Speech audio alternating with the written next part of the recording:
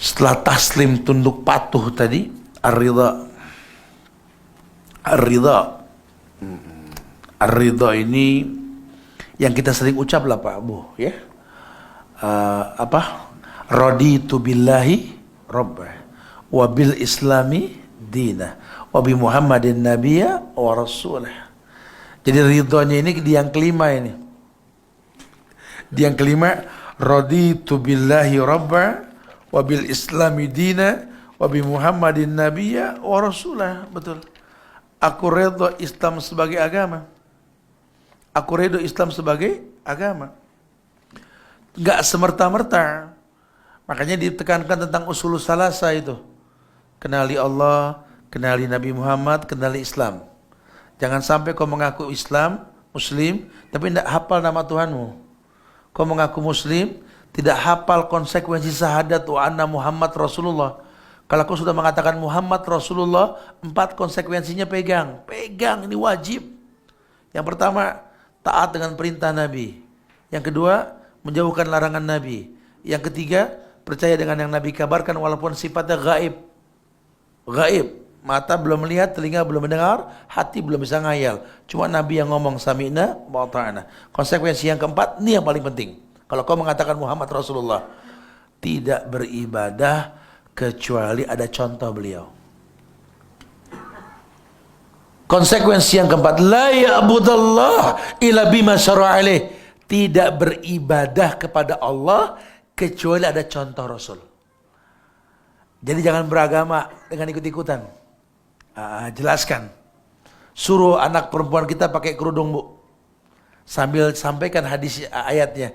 An-Nur ayat 31. Allah yang bilang, kau bacalah itu. Waliyadribna bihumurihinna ala juyubihin. Kau baca artinya, nak. Hendaklah kerudung menutup bagian dada.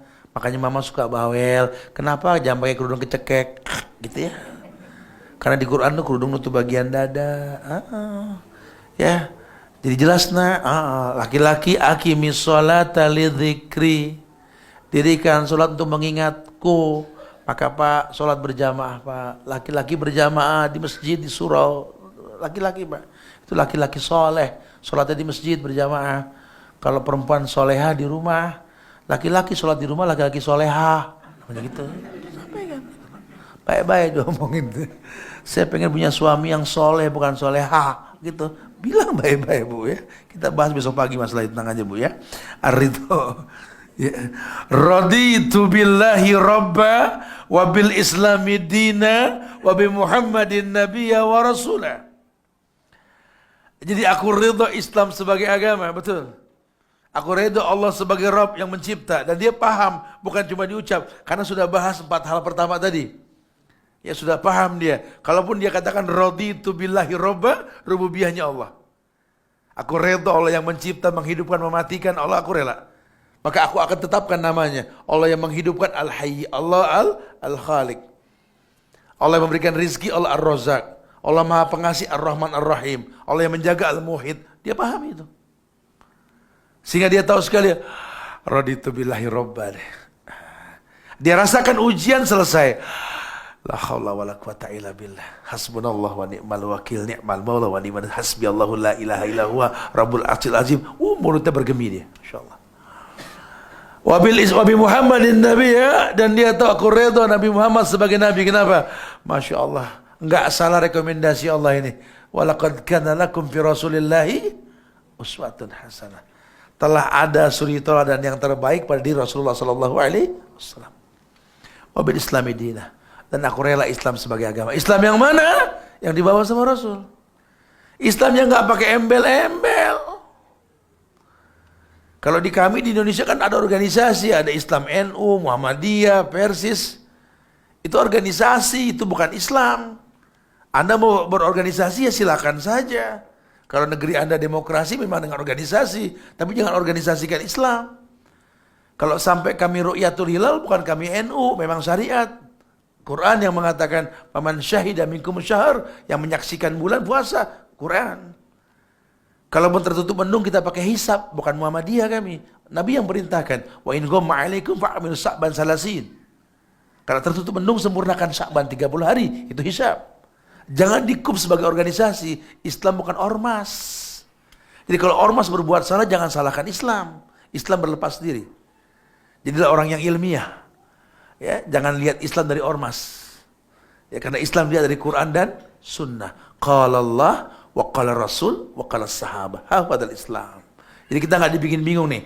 Karena masa ini akan berganti terus. Wa tilkal ayyamu nudawiluha bainan nas. Terus berganti. Entah mungkin 100 tahun ke depan nanti, entah bakal banyak Islam yang seperti apa. Didik anak kita dengan qala Allah, wa qala Rasul, wa qala sahabah. Dia tidak terwarnai insyaallah. Ridha dia. Baru kemudian yang terakhir adalah itmi'nannah atau ketenangan, ketentraman. Ya, kalau sudah betul, maka langkah yang terakhir inilah yang dikatakan sebagai jalan orang-orang yang terpilih. Orang-orang dulu yang betul-betul paham syariat dan dia mengerti bahwa orang-orang yang terpilih ini bukan main-main, Allah pilih mereka. Makanya ayat kuntum khaira ummatin ukhrijat linnas itu bukan dipakai buat orang-orang khuruj. Di kita diterjemahkan ini khuruj. Kuntum khaira ummatin ukhrijat linnas. Khuruj. Itu ayat buat sahabat-sahabat Nabi. Jelas turun buat para sahabat. Kuntum khaira ummatin ukhrijat linnas. Ukhrijat itu dalam tafsir Ibnu Katsir azharul linnas, ditampakkan beda di hadapan manusia. Ya, Anda yang mau khuruj, Anda yang mau berdakwah, malis, sudah punya ilmu silakan, nggak apa-apa. Ayat itu pun bisa Anda pakai untuk apa? Mempertontonkan Anda akan beda. Anak muda pakai jenggot pasti beda. Ditanya, kamu masih muda pakai jenggot? Astagfirullahaladzim, siapa yang mau sama kamu? Kok siapa yang mau? Dulu para nabi berjenggot, para sahabat berjenggot. Ada masalah apa? Nabi perintahkan maksud sawari pafuliha, khalas. Ada masalah apa? Ditampilkan beda-beda karena di hadapan orang yang beda, gitulah. Ini ngapain sih hujan enggak kok celana cingkrang? Gitulah. Bukan masalah hujan enggak hujan, syariatnya turun di tempat yang enggak turun hujan, di Mekah, Madinah, betul? Kullu izarin tahta qadamain anaru ahaqubih. Innallaha la yanzuru man jara sawahu huyala. Setiap kain yang di bawah mata kaki neraka lebih berhak. Allah enggak lihat orang yang isbal. Khalas akhi, sami'na, tinggal nurut. Dan itu enggak lama lagi buat nurut, paling berapa kali pemilu tadi bahasanya.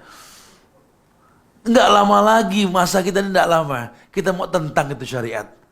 Oke, syariat itu belum bisa saya terapkan karena aturan kantor saya gini, halas ya akhi, istighfar. Jangan kau tentang hukum. Iya betul, cuma anak belum sanggup. Astaghfirullahaladzim. Ya Allah, mudah-mudahan dimudahkan nanti satu waktu ya. Kita doakan. Jangan dihakimi hukum yang sudah ada. Karena tugas kita samina wa ata'na. Jadi betul-betul dia merasakan ketenangan. Ketentraman dalam hidupnya. Ya, makanya bicara ketenangan di Al-Fajr 27 sampai ayat 30 itu. Ayat 27 sampai dengan ayat 30 itu ya. Ya ayat Tuhan nafsul mutmainnah. Irji'i ila rabbiki radiyatan mardiyah. Fadkhuli fi ibadi wadkhuli jannati. Ujungnya sih yang penting itu kita terpanggil. Ya ayyatuhan nafsul mutmainnah. Wahai jiwa-jiwa yang tenang. Irji'i, kembalilah. Bukan manusianya, jiwanya. Mau laki mau perempuan, jiwanya dibilang muannas. Irji'i, nufus. Nafsul mutmainnah. Yang jiwanya tenang. Siapa yang jiwanya tenang?